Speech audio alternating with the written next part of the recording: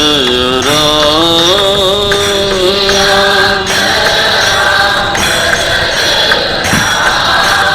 श्री राम जय राम जय जय राम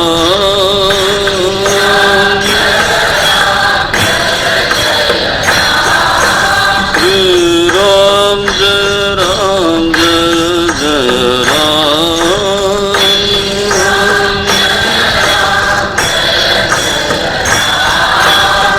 श्री राम जय राम जय जय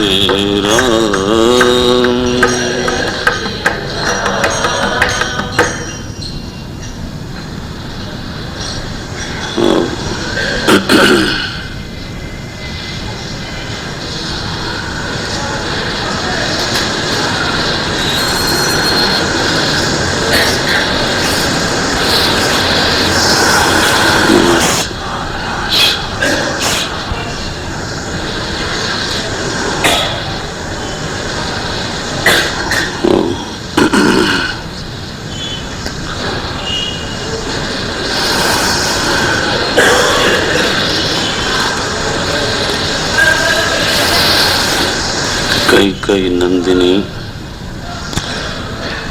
मंदमती कठिन कुटिलपन कीन जही रघुनंदन जानकी सुख अवसर दुख दीन। श्रृंगवेरपुर में भगवती गंगा के तट पर रात्रि की वेला में निषादराज और लक्ष्मण जी के बीच में संवाद हो रहा है। सामने थोड़ी दूर पर भगवान कुश की शैया पर सो रहे हैं, जानकी जी सो रही हैं। निषादराज के मन में भगवान के प्रति बहुत भक्ति है। तो यह जो भूमि शयन है वो निषादराज को व्यथित करता है, पीड़ित करता है। तो ये एक परिस्थिति है उनके सामने, लेकिन इस परिस्थिति की जो वो व्याख्या करते हैं तो वो एक व्याख्या उनके पास नहीं है, तीन व्याख्याएं। पहले बोले इसका जिम्मेदार कौन है? बोले ब्रह्मा जी। फिर इसका जिम्मेदार कौन है? बोले कर्म। फिर बोले इसका जिम्मेदार कौन है? कैकेयी। ये इस लक्ष्मण गीता का मूल प्रश्न है, यही भ्रम है। और इस भ्रम के निवारण के लिए लक्ष्मण जी उपदेश आरंभ करते हैं। ये भ्रम हमारा सबका है। थोड़ा आप लोग इधर आ जाए और आवाज भी थोड़ा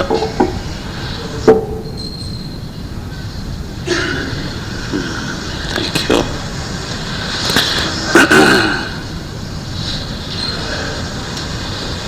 बस धन्यवाद। तो दर्शन हमारा क्या है? दर्शन का अंग्रेजी में लोग अर्थ करते हैं फिलॉसफी। फिलॉसफी शब्द में और दर्शन शब्द के अर्थ में थोड़ा किंचित भेद है। फिलॉसफी शब्द, आप सभी लोग प्रबुद्ध हैं, फिलॉसफी शब्द की उत्पत्ति लैटिन भाषा से हुई। इसमें दो शब्द हैं, फिलेन और Sophia. Philein and Sophia. Sophia is embodiment of knowledge. उनके कल्चर में सोफिया जो शब्द है उसका अर्थ है ज्ञान की मूर्ति। फिलेन माने लव। सो फिलॉसफी का अर्थ क्या होता है? Love for wisdom, love for knowledge is philosophy. इन दो शब्दों को मिला के ये शब्द बनता है फिलॉसफी, फिलेन एंड सोफिया। ज्ञान के प्रति जो रति है, ज्ञान के प्रति जो अनुरक्ति है, प्रेम है, ज्ञान के प्रति जो ममता है, आग्रह है, उसको बोलते हैं फिलॉसफी। और फिर इस फिलॉसफी में बहुत सारे स्कूल्स हैं उनके यहाँ पश्चिम में। तो पश्चिम के दार्शनिकों का, फिलोसोफर्स का एक अलग अप्रोच है। हमारे यहाँ जब दर्शन की बात कहते हैं तो वो एक अलग चीज है। दर्शन माने देखना। दर्शन में दो शब्द जरूर चाहिए। देखने वाला कौन है और किसको देखना, तब तो बनाना। दर्शनम, तो कौन देख रहा है और कोई और देख रहा है, उससे नहीं बनेगा। फिर दर्शन का दृष्टा कौन? बोले मैं। क्या देख रहे हो आप? बोले मेरे सामने एक परिस्थिति है, वही हमारा दृश्य है।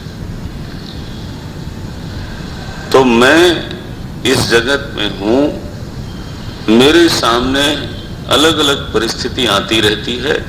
There is a beautiful march of events, march parade of situations,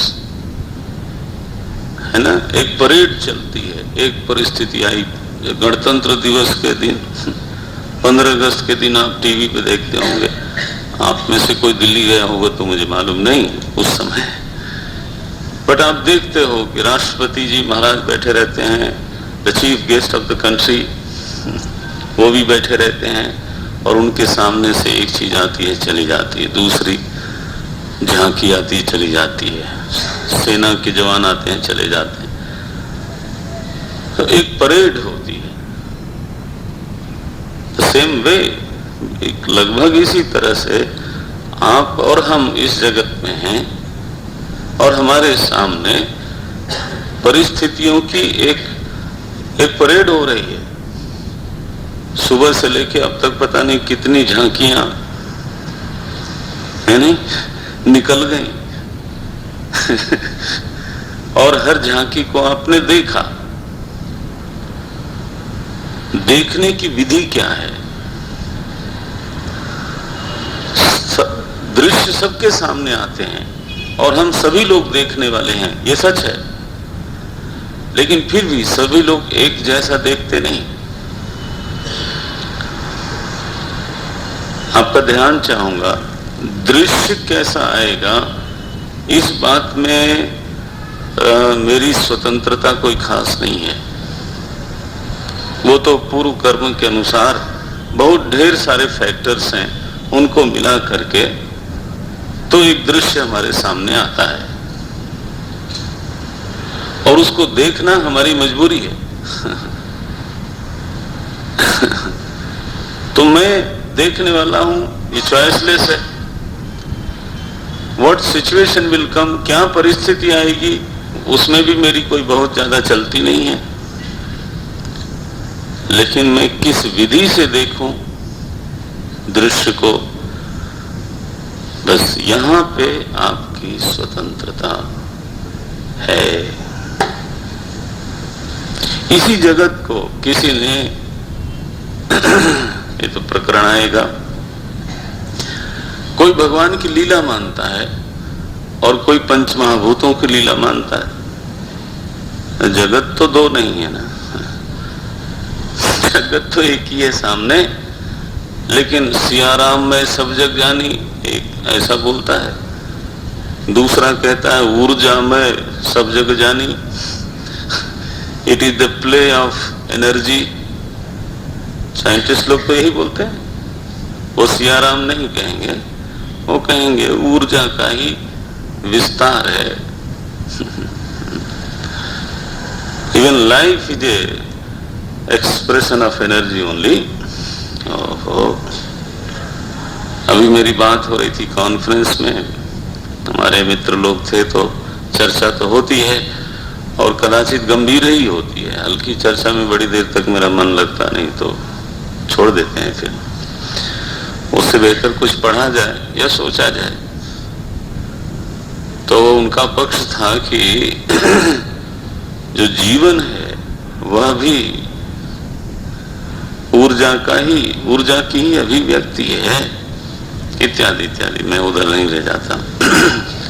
तो दृश्य एक है लेकिन दर्शन अनेक हैं। सुख हमारे पास आता है, उनके पास आता है, उनके पास आता है, उनके पास आता है, दैट इज ओके। ऐसा कोई नहीं है जिसके पास सुख नहीं आता हो, लेकिन वो सुख कहां से आया इसकी व्याख्या सभी के पास अलग अलग है।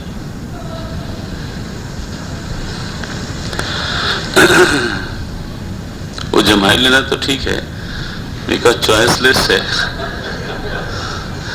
लेकिन आवाज करना जो है वहां पे आपकी स्वतंत्रता है। पहले मेरे मन में आया था कि न बोलूं, फिर लगा कि चलो बोलना चाहिए, क्योंकि ये हम सबको सीखना है। सत्संग में कैसे बैठना है ना, ये भी धीरे धीरे कहीं न कहीं अपने आप को सुशिक्षित करने की हमको जरूरत है। बहरहाल, तो राम जी को वनवास हुआ, तो मुग्ध हो जाता है मन, आई टेल यू। तो वाल्मीकि जी ने पूछा कि राम, ये तुम्हारे जीवन में बहुत बड़ी घटना घट गई, वनवास हो गया, तुम इस घटना को कैसे देखते हो? तुम्हारे मन में व्याख्या क्या है इसकी? तो अब ये तो दुखद घटना थी, बहुत बड़ी भारी घटना घटी थी। जिसको राज्याभिषेक होना था उसको उसी दिन वनवास हो गया। और भगवान ने जो बात कही वाल्मीकि जी से, यही राम तो हैं जिनके आगे मन झुकता है। बोले महाराज, यह जो वनवास हुआ इससे बढ़िया कोई घटना घट नहीं सकती थी। इसमें इतने हित हुए हैं हमारे। पिता वचन, पहला, हमारे पिता के यश की रक्षा हो गई। न केवल पिता के बल्कि रघुकुल के सत्यवादी होने का प्रमाण सिद्ध हुआ। माने रघुकुल में आगे भी कोई कह सकता है कि रघुकुल रीति सदा चली आई, अगर मैं वन नहीं आता तो आगे का कोई राजा ये बोल नहीं सकता था। पिता के यश की रक्षा हो गई इस घटना से। पहला जो हुआ वो यही हुआ, पिता वचन, अरु मातु हित, और माता जी को जो चाहिए था वो मिल गया उनको। तो इस घटना से अगर मेरे माता पिता संतुष्ट हो गए तो मेरे ख्याल से इससे बेहतर तो क्या चीज हो सकती थी। बोले अच्छा चलो ठीक है, लेकिन जनता, बोले जनता को भाई भरत अस राऊ, जनता को भरत जैसा, मेरा भाई भरत जैसा राजा मिला। अभी क्या चाहिए महाराज? बोले ठीक है चलो, जनता को भी हो गया। तुमको तो जंगल में भटकना पड़ता है, तुमको तो भूमि पे सोना पड़ता है, धूप सर्दी गर्मी सब सहना पड़ता है, तुम्हारा क्या हाल है? बोले महाराज मैं सबसे अधिक लाभ में हूं। पानी दे उनको, पानी चाहिए। कोई नहीं कोई नहीं कोई नहीं। पिता वचन अरु मातुहित, भाई भरत असराऊ, मूकहूं दरस तुम्हार प्रभु। स्वर्णिम पंक्तियां हैं ये। मूकहूं दरस तुम्हार प्रभु। और मुझे क्या मिला? बोले मुझे आपका दर्शन मिला। मैं अगर राजा बन गया होता तो कहां आपका दर्शन मिलना था। मैं तो ऋषियों के आश्रमों में जाता हूं, उनके साथ सत्संग करता हूं, उनका दर्शन करता हूं। ये लाभ तो किसी को नहीं मिला। मूकहूं दरस तुम्हार प्रभु, सब मम पुण्य प्रभाव। ये वनवास की व्याख्या है श्री राम की। वनवास क्यों हुआ? बोले मेरे पुण्यों का परिपाक हो गया था है ना, मेरे पुण्य प्रकट हुए इसलिए वनवास हुआ। कोई क्या कह सकता था इसके बारे में? घटना तो घटी लेकिन उसकी व्याख्या तो करो। और यह व्याख्या ही है जो आपको सुखी दुखी करती है। इसी से हमारा दर्शन समझ में आता है कि, और ध्यान रखिए लोग आजकल तो कैरियर ओरिएंटेड है, होना भी चाहिए। इसलिए कई बार फिलॉसफी को कोई खास विषय नहीं माना जाता, because it is not very much related with the career. लेकिन ये जीवन से संबंधित है। और अगर आप ध्यान देंगे तो पावेंगे हर व्यक्ति का एक दर्शन होता है। कोई ऐसा व्यक्ति नहीं है, हिंदुस्तानी दृष्टि से कोई ऐसा व्यक्ति नहीं है जो फिलॉसफर ना हो। फिलॉसफर पश्चिम की दृष्टि से नहीं बोल रहा हूं, आपके हिंदुस्तान की परिभाषा के अनुसार हर व्यक्ति का दर्शन होता ही है। लेकिन कई बार कंफ्यूज्ड होता है, ये निषाद राज की तरह मिश्रित होता है। मन स्थिति के ऊपर निर्भर करता है कि हम कभी अदृष्ट शक्ति को दोषी ठहराते हैं, दोषी तो नहीं कहूंगा, जिम्मेदार ठहराते हैं। क्योंकि कल जैसे मैंने कहा कि भक्त होगा तो वो सुख के लिए ईश्वर को कारण मानेगा और दुख के लिए अपने कर्म को। अभक्त होगा तो उल्टा कर देगा, दुख के लिए ईश्वर को कारण मानेगा, सुख के लिए। कल मुझे भदौरिया जी बता रहे थे चौपाई, बड़ा अच्छा लगा। बोले रात को बैठे थे तो कैकेयी के पास जब भरत जी आए मामा के घर से, तो उसने आरती वारती उतारी और बड़ी खुश थी। तो भरत जी को बड़ा आश्चर्य हुआ कि सारा नगर सुनसान पड़ा हुआ है, सभी लोग दुखी दिखाई देते हैं, एक माता जी ही बड़ी प्रसन्न है। तो क्या बात है? तो कैकेयी ने कहा कि ये बात बिगड़ रही थी बेटा, लेकिन मैंने सारी बात संभाल ली। बात तो संवारी कैसे है? हाँ, तात बात में सकल संवारी। तो मैंने सारी बात संवार दी, संभाल लिया, लेकिन ब्रह्मा जी ने बीच में थोड़ा कुछ गड़बड़ भी कर दिया। क्या है वो? हाँ, तात बात में सकल संवारी, कछुक बात विधि बीच बिगारी। कछुक बात विधि बीच बिगारी। बिगारी किसने? विधि ने। और संवारी किसने?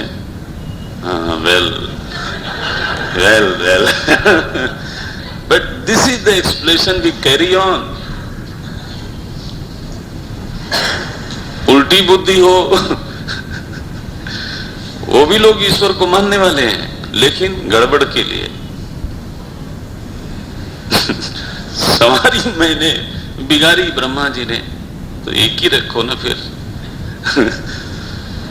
तो निषादराज का ये कि ये समस्या है, या कभी अदृष्ट को दोषी मानते हैं, कभी अपने कर्म को, और कभी व्यक्ति को जो प्रत्यक्ष है।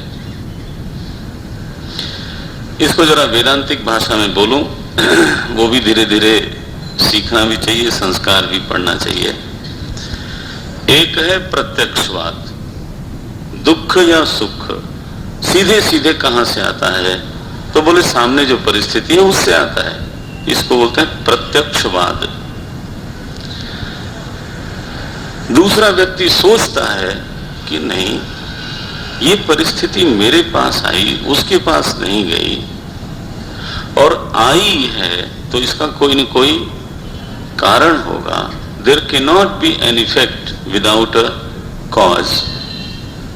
तो ये परिस्थिति एक कार्य है, तो समवेयर और some time back it is me only who has created this situation. हम ही ने इसको बनाया है कभी न कभी।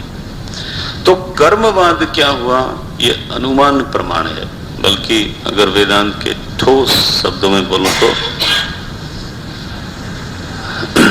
आप लोग क्लास भी ले ही रहे हो तो जानना चाहिए, इसको अर्थापत्ति बोलते हैं। कार्य से कारण का अनुमान करना, इस प्रमाण का नाम है अर्थापत्ति। पहला है प्रत्यक्षवाद, दूसरा है अनुमान, और तीसरा जब हम अदृष्ट की बात करते हैं, विधि माने क्या, नाम चाहे बदल दो, ईश्वर, विधि, ब्रह्मा, व्हाटसएवर, तो वहां हम किसी ऐसी शक्ति को कारण के रूप में महसूस करते हैं जिसको हम कुछ खास जानते नहीं, लेकिन हमारे अनुभव में बार बार ये आता है कि कोई है जो हमारे जीवन में हस्तक्षेप करता है। ये अदृष्ट की अनुभूति, अदृष्ट माने जो दिखाई नहीं देता, अदृष्ट की अनुभूति सभी को है।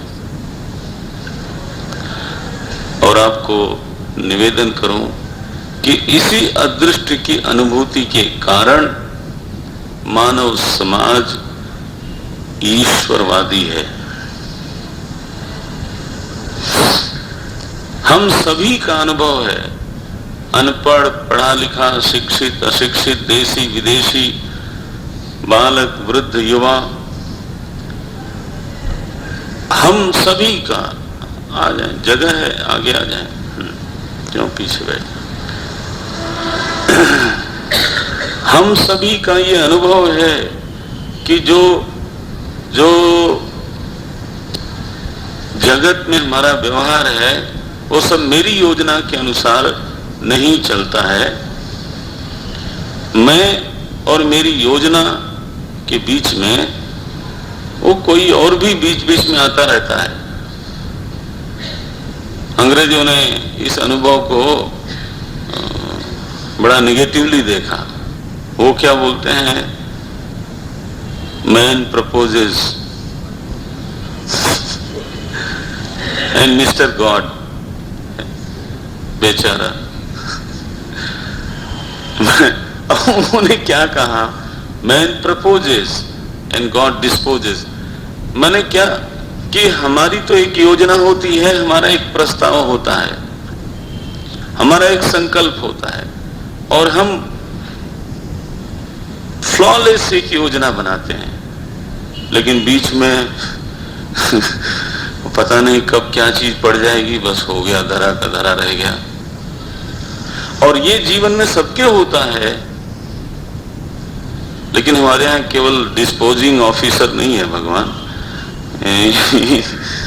उसके ही इज डिस्पोजल, क्या है, डिस्पोजल, मिनिस्टर ऑफ डिस्पोजिंग, ऐसा नहीं है। हमारे यहाँ तो क्या बोलते हो, बिगड़ी बनाने वाला। ईश्वर का बड़ा सकारात्मक रूप है। और ये भी अनुभव है। लोग बोलते हैं महाराज ये काम कैसे हो गया, मैं सोच नहीं सकता था। जरूरत तो थी, आवश्यकता थी, मेरे पास साधन नहीं था। साधन नहीं था इसलिए मेरे पास कोई प्लानिंग भी नहीं थी। केयरफुल, यहां साधन न हो तो प्लानिंग नहीं होती।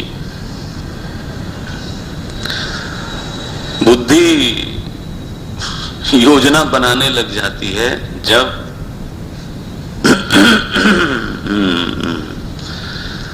लोग कहते हैं ये घर पुराना हो गया है, अब इसको तोड़ के स्वामी जी कुछ ठीक बनाने की जरूरत लगती है।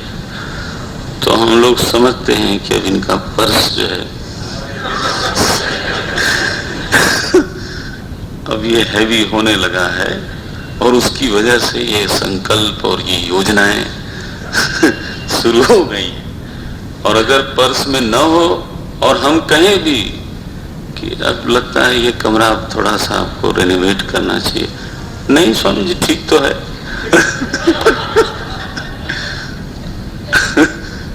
ये होता है। साधन हो तो योजना बनती है। तो एक व्यक्ति की आवश्यकता है, साधन नहीं है, इसलिए योजना भी नहीं है, लेकिन जरूरत तो है। और समय आने पर जब वो जरूरत पूरी होती है,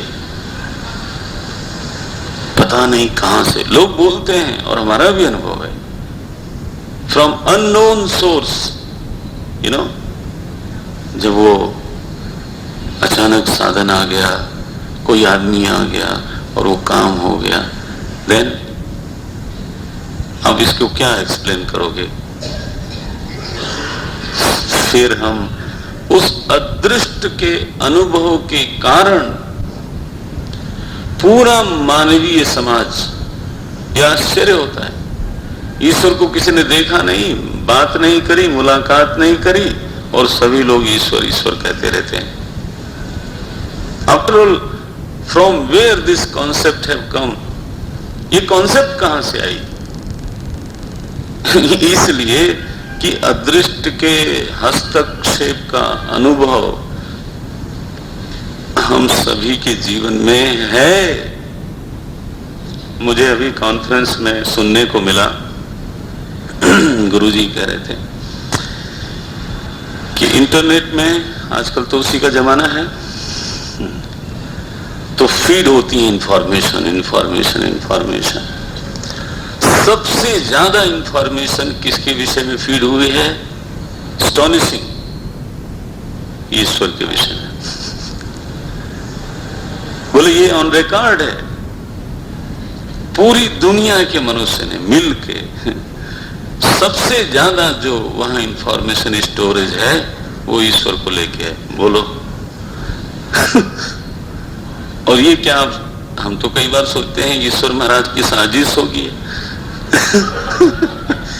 कि वहां भी कब्जा कर लिया।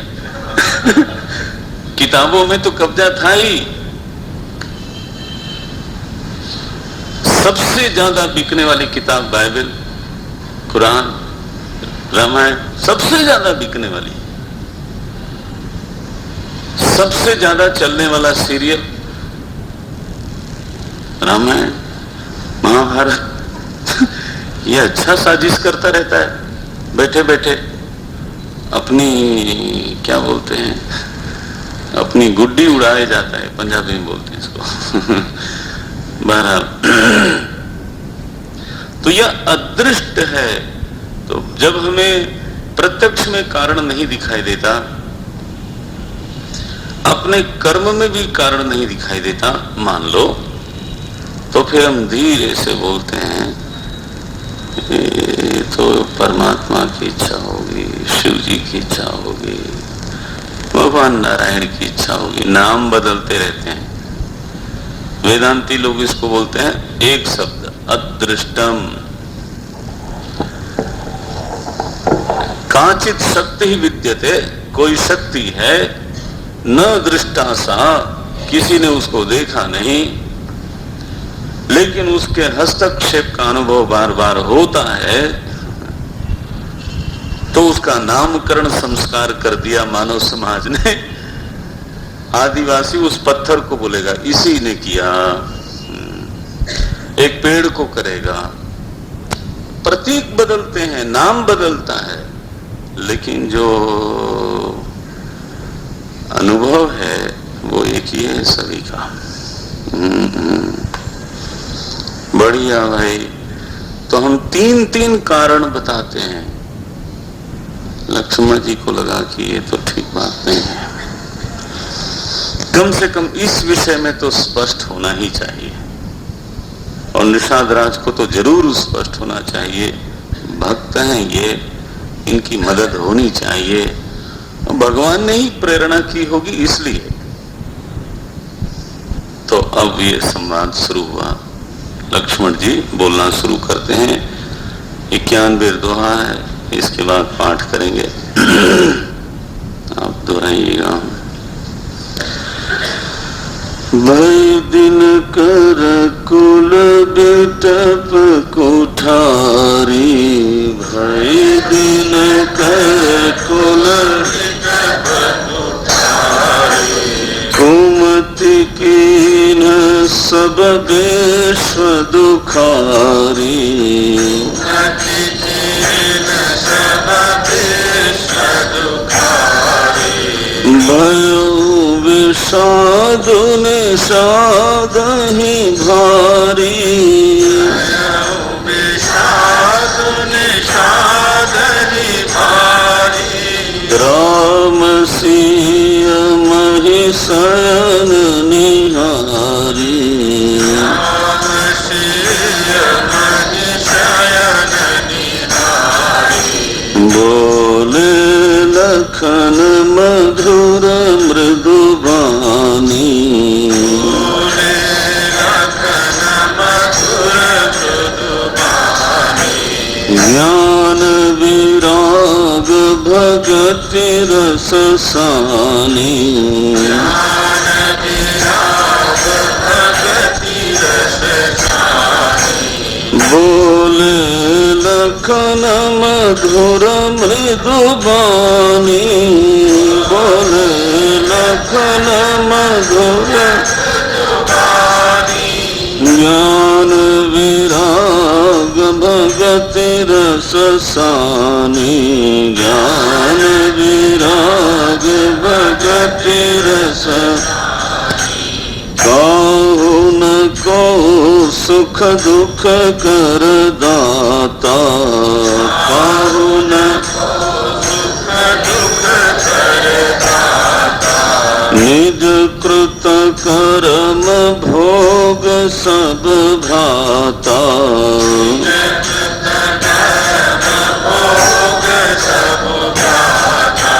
काहु न को सुख दुख कर दाता,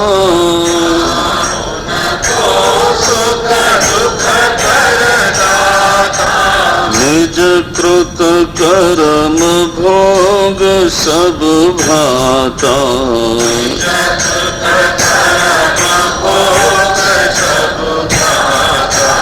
जोग वियोग भोग भल मंदा, जोग वियोग भोग भल मंदा, हित अनहित मध्यम भ्रम फंदा,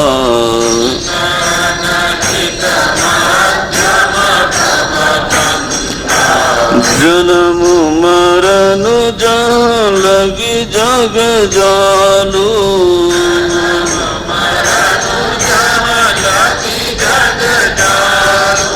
संपत्ति विपत्ति करम अरु कालू,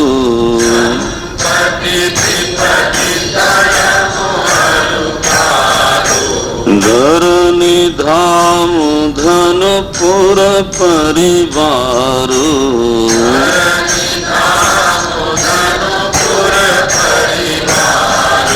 स्वर्ग नरक जहाँ लगी व्यवहारू,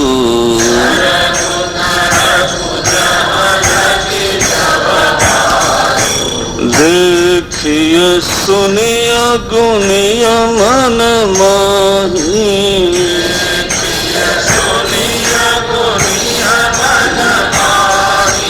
देखिया सुनिया गुनिया मन माही,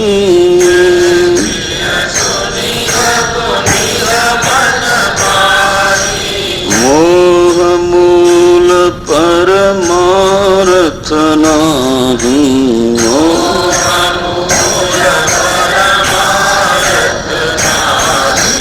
सपने होई भिखारी नृपु, सपने होई भिखारी नृपु, रंक नाक पति होई,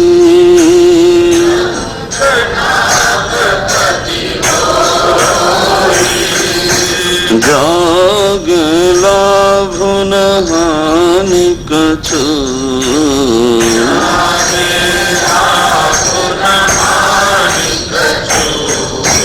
तिमि प्रपंच जिय जोई,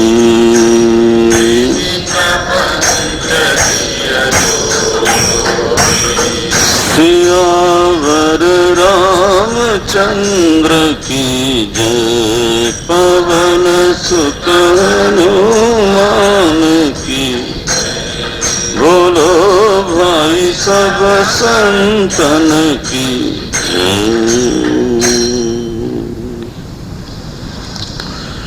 बोले लखन।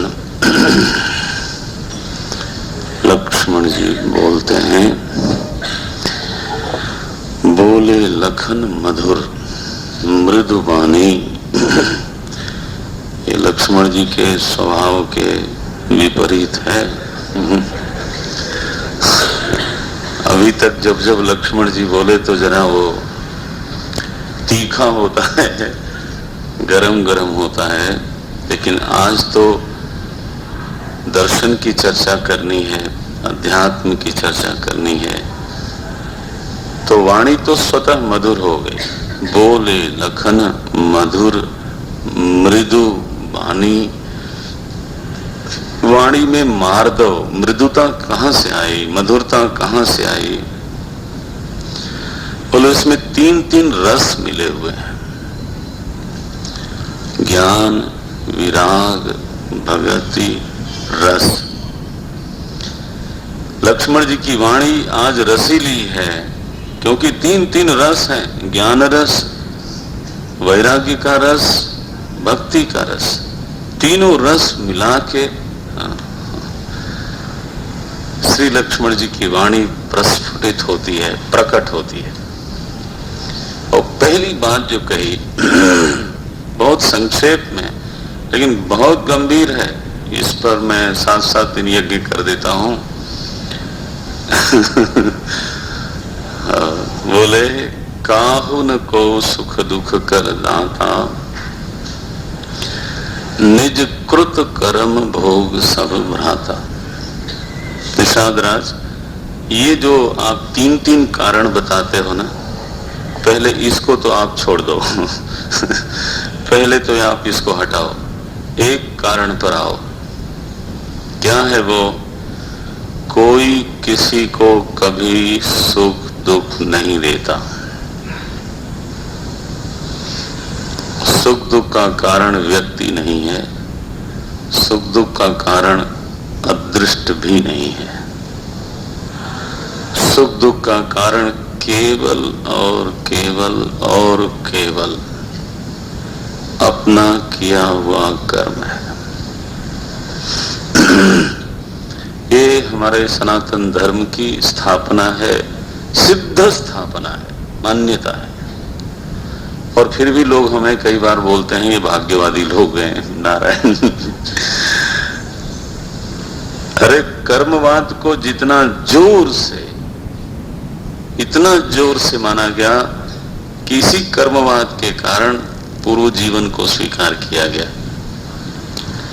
इसी कर्मवाद के कारण आगे के जीवन को स्वीकार किया गया। उसको आप भाग्यवादी कैसे बोलते हो? कर्मवाद जब हम कहते हैं तो उसका अर्थ ये नहीं है कि हम ये कहना चाहते हैं कि जो व्यक्ति है, जो वस्तुएं हैं, वो सुख दुख नहीं देती। होता है, एक व्यक्ति से हमारा संयोग होता है, मिलन होता है, अच्छा लगता है। दूसरे से संयोग हुआ, बुरा लगता है। परिस्थिति सुख दुख का कारण है, ये तो प्रत्यक्ष दिखाई देता है। ऐसा समझने के लिए कोई बुद्धि के प्रयोग की जरूरत नहीं है। तो पशु के सामने अगर हरा चारा रखा जाए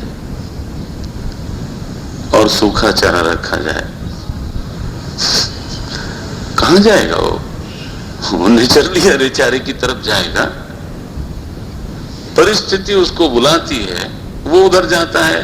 इसके लिए क्या बुद्धि की जरूरत है? गर्मी पड़ रही है, तो एसी रूम किसको अच्छा नहीं लगता?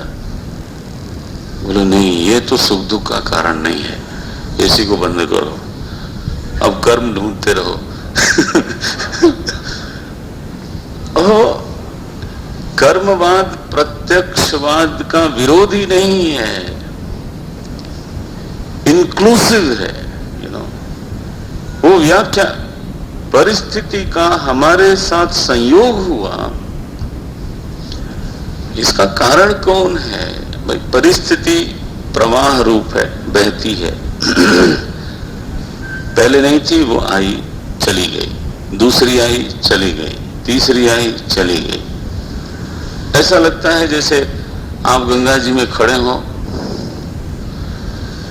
हाँ, और पानी आता है और छू के निकलता चला जाता है, चलता चला जाता है। द सेम वे जो सिचुएशन है वो